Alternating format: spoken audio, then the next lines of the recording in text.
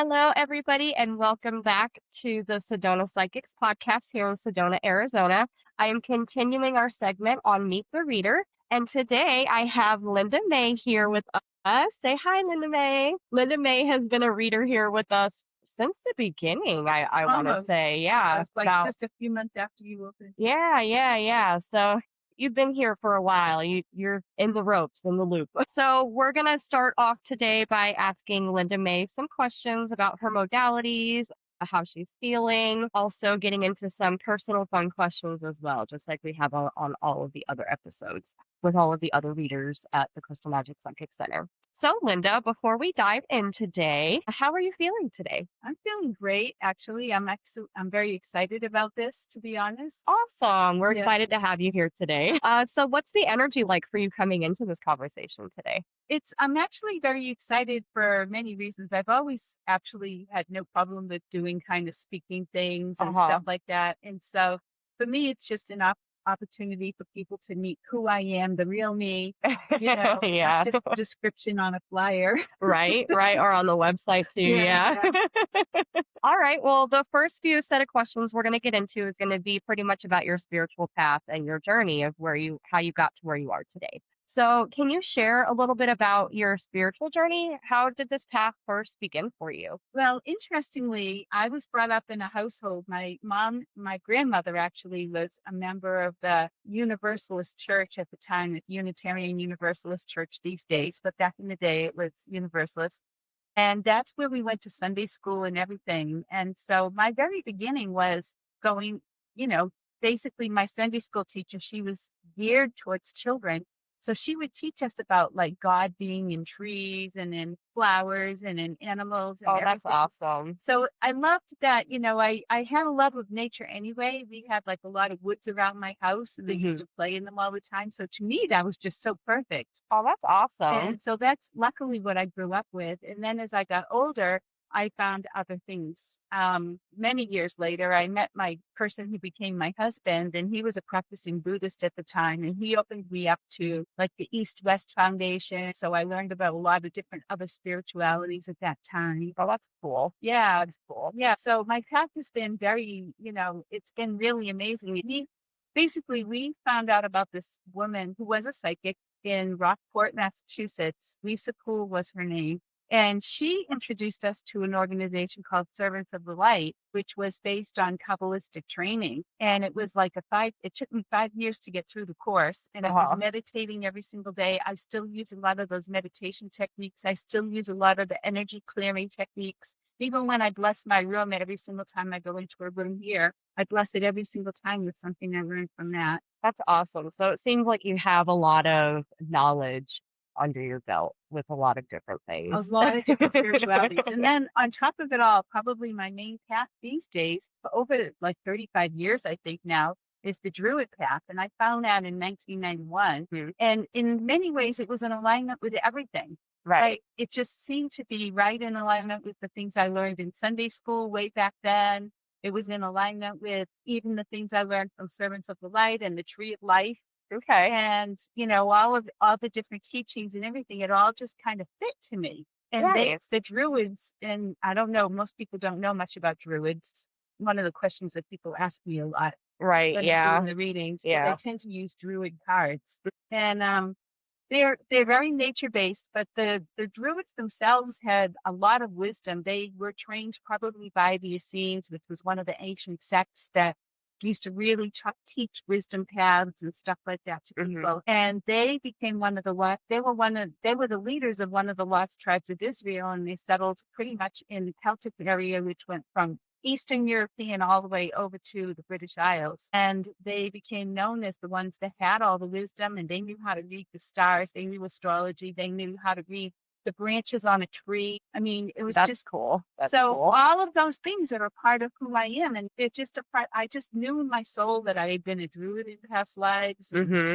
all that kind of thing, just because when I found the path, I knew it was my path, Right. but it blends in with everything else. I also have been here in Sedona. Since I moved to Sedona, I was very active for a number of years, and I'm still associated with the Global Center for Christ Consciousness, which at the time was Unity of Sedona. Mm-hmm. And I started their Second Sunday program, and I actually learned a lot from that too. But in many ways, it was right in alignment with a lot of the seeing stuff and the servants of the light stuff. And it's just amazing. Who would think, Right. that I'd find something like that? And the reason I found out about it is they were actually doing a Druid ceremony, and I went to check them out to see what they were doing. Actually, the spiritual leader had me talk about Druids, Oh, wow. talk about Beltane at that thing. He didn't even know who I was. He had just met me like 2 minutes before. That's crazy. So You've been around. You've been around. You've been around. So, was there a moment when you realized that there was more than just an interest in spirituality and the Druid path that you were on?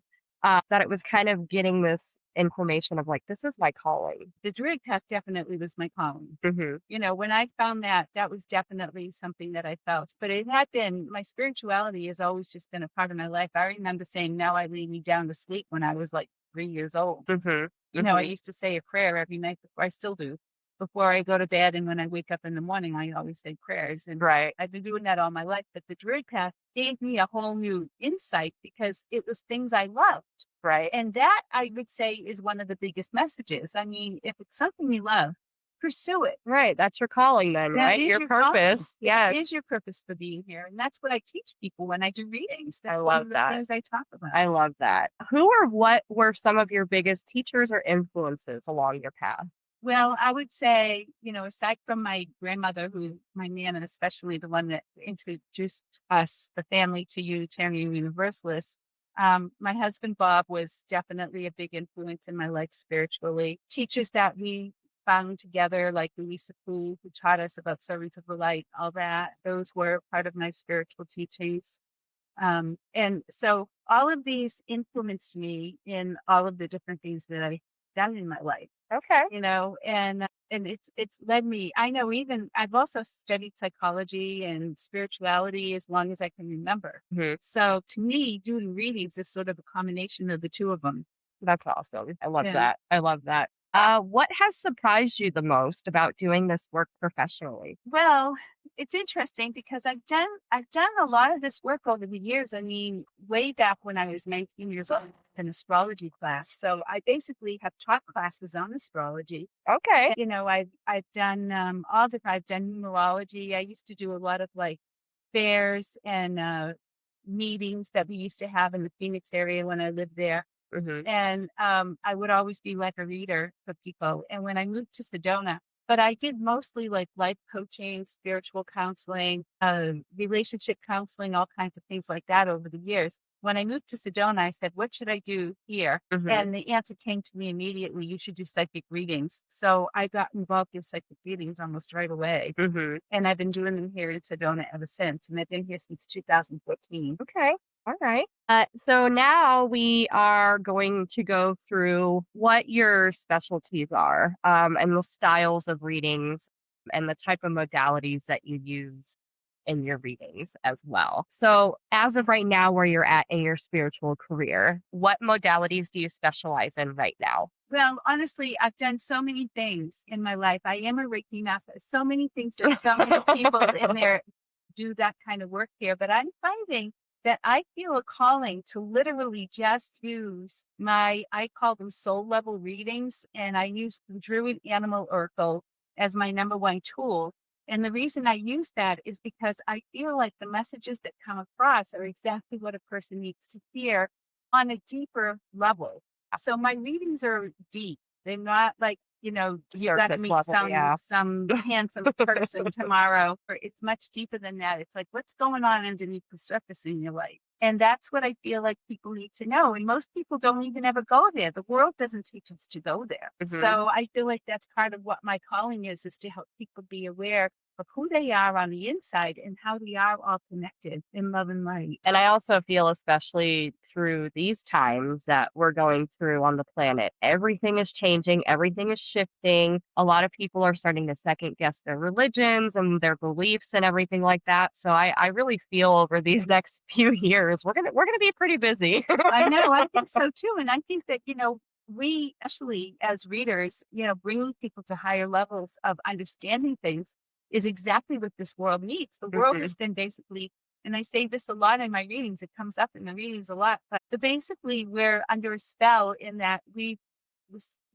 believe that this world is real. Right. And this Right. world isn't really real. Nope. This world is an illusion that we've basically been programmed to believe of, the tenets of society and the way that we're supposed to run our lives and what we're supposed to believe and everything. Yeah. It's not true. Yep. That's another thing I did in 1992. I took a course called the Avatar course, which is about controlling your beliefs. And it teaches you that your beliefs are actually the beginning of your whole reality. Right. What you believe is what you see. What you believe is what you reflect and attract into your life. Right. How many Right. people know that? Not a lot. I mean, I think it's becoming more and more of knowledge that people are coming across. So, like, again, guys, thoughts are things. Your thoughts will become your reality. So, if you're sitting there being a negative Nancy, guess what? Your whole reality is going to be negative. So, watch your thoughts, guys, because for real, you control it, not anybody else, you. So, moving on to some more of our questions here. What makes your sessions unique compared to other readers? Well, I would say, one of the things, because it has a deeper side to it, like they're very, very spiritual in their own Hmm. way. They're really taking people to a deeper level of themselves and recognizing the spirituality that we all ultimately share and how important that is.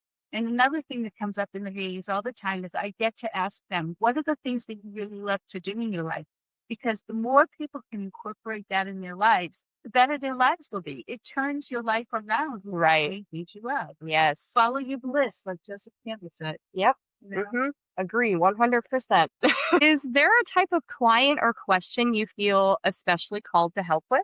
Not particularly. It depends on what people have, even if they have something very specific that they want to ask about. Usually, what I do is I tell them what's underlying that. Yeah. Because Okay. a lot of times people want a quick answer, like who's going to be my, romantic partner for the rest of my life, that kind Yeah. of thing. That's very common. Relationships and work, those are the two most common Yes. questions people Yes. ask. Uh-huh. And a lot of times it really has to do with what's going on inside of you, Because again, that's a reflection of of your beliefs. of your beliefs and what type of people you're going to be attracting into your life and all of that. That's awesome. What kind of energy do you hope people feel when they leave a session with you? I hope that they feel enlightened. I hope that they feel that I've made a difference for them.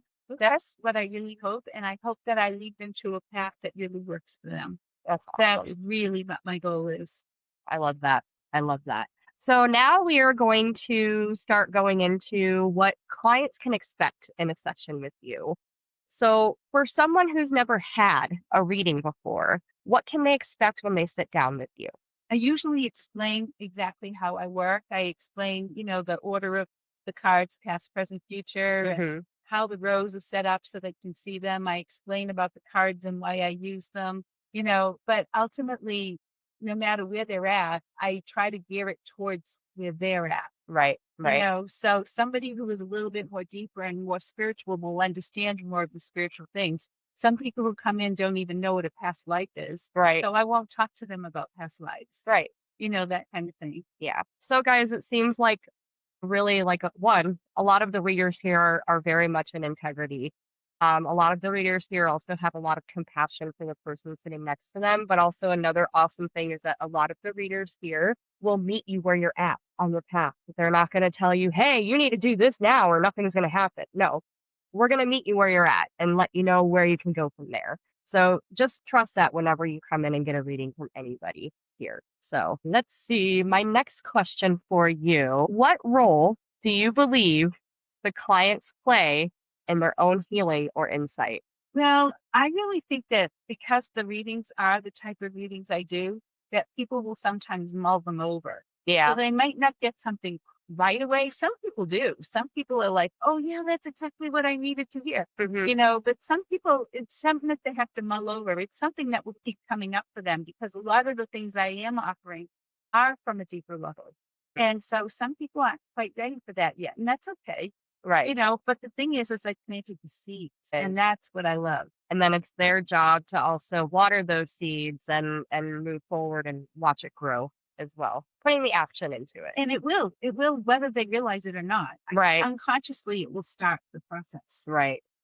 Love it. What would you say to someone who feels nervous or unsure about booking their first reading? I really like what we do here at the center, and we say, go to the person that you're drawn to, the one that you read the description and it feels like the right person to you. Mm-hmm. To me, that's really important. And I say that even if it means I don't get as many readings, Right. because to me, that's the message they need to hear.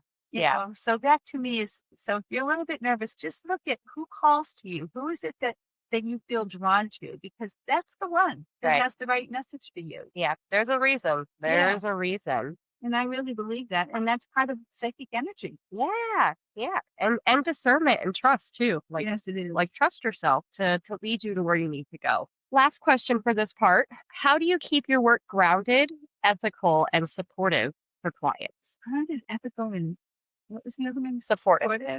Well, I do believe that all of my readings are supportive. That's exactly Right. what I'm doing. Mm-hmm. Ethical because I feel like I'm revealing the truth. Mm-hmm. What was the other thing? Oh yeah, I'm a druid again. She's always grounded, guys. Grounded is about being in touch with the earth. But I do actually do meditations every day where I am grounding myself to the earth and I'm opening myself to the heavens. Right. Yes. Every single day. And I do it when I bless my room and everything. Yep. You know, So along the same lines of as above, so below, as within, so Exactly. without, guys. So Exactly. Exactly.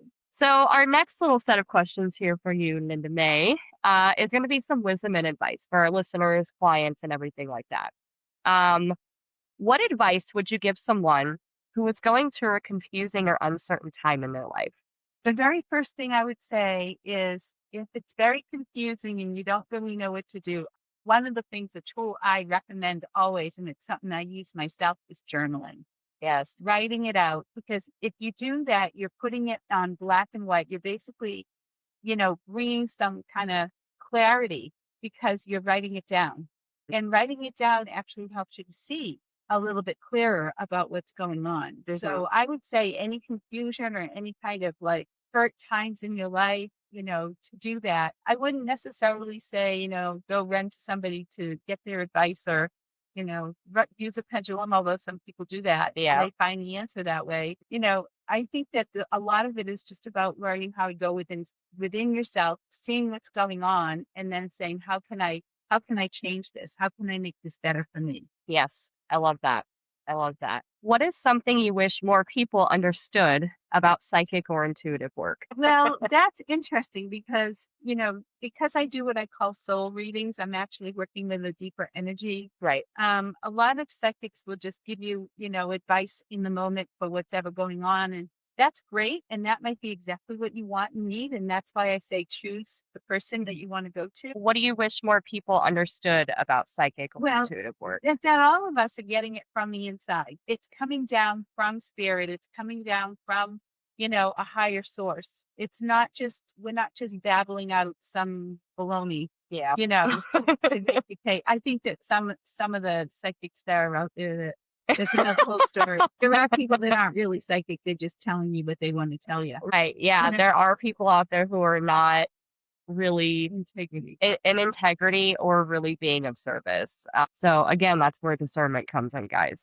Really. And everybody here at the center has higher qualities. Every single person Oh yeah. I know here. And I've been here since January of 2020. That's how long I've been associated. Yeah, so you've been here for 6 years. Yeah. Yeah. Yeah. And it started and I think you guys opened up in August of 2019. So Yeah. it was literally just 4 months after it opened. Mhm. And I've seen people come and go, and I've seen why they come and go. Oh yeah. A lot of the times it's their own fault. Oh my God. This is one of my favorite questions I love to ask the readers. What message do you feel the collective really needs to hear right now? This one is very interesting. I mean, the very first answer that comes to mind is love and light. Recognize that there is a oneness between us and that anything going on in the world, if we're in any way involved with, some kind of a give and take or, butting heads with people, that's not going to help everything. If we really want this to be a better world, we need to remember who we are at our core, that we are love and light, that we're all connected. And that if we remember the togetherness, that's going to help make the world a better place. It's going to raise the whole vibration of humanity. I do believe that that's in store for us. Oh yeah, too. definitely It's too. Yeah. it's sometimes we have to go through a lot of crap before we get there. Yeah. I feel like the whole planet right now is kind of in its tower moment. Well, I almost drew that card this morning. That's so funny that you said that. Oh, But yeah, I was thinking it is kind of like a tower time right now. But you know what? The wisdom of the tower in the long run is to make the better changes. yes. You know, sometimes we just got to go through the crap to get to the good stuff. Oh That's yeah. like any kind of shadow work, any kind of introspection that we need to do, any healing of old wounds. All of that Yep. contributes to us making this a better world. It's part of the process, guys. Like, I know it might sound woo-woo a lot, especially to people who aren't really in tune with spirituality yet, but there's a reason why all of that healing and stuff needs to come up. It's to make you better, not to make you worse, not to make you feel like you're a crappy human and you had to do bad things to get to where you are. No, it's a learning curve. This is why we're here on this planet. We are here to learn, to evolve, to have the experience. So remember that, guys. Now we're going to be moving on to some fun and personal stuff. So this should be interesting. So my first question for you is, what's one thing most people don't know about you? How can people not know much about me? Yeah, let's see.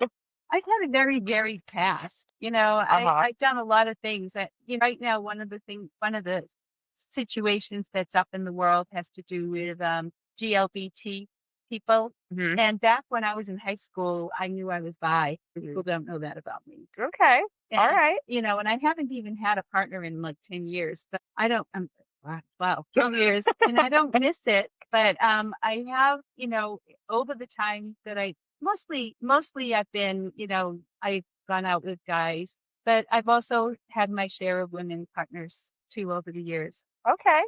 My husband was, you know, he and I were male and female more than not. But we also shifted roles because I was the breadwinner and he was the one that took care of the kids. Yeah.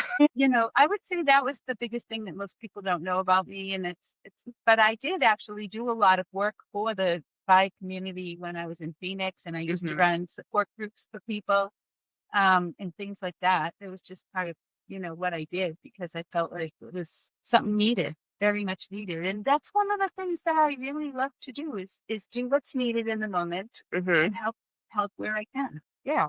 I love that. I love that. And also in mine too, we are a safe space for the whole LGBTQ and so on community as well. So just know that if that's your cup of tea, you're also in a safe space when you come see us as well. Do you have a favorite crystal, tool, or ritual that you do right now? All of them.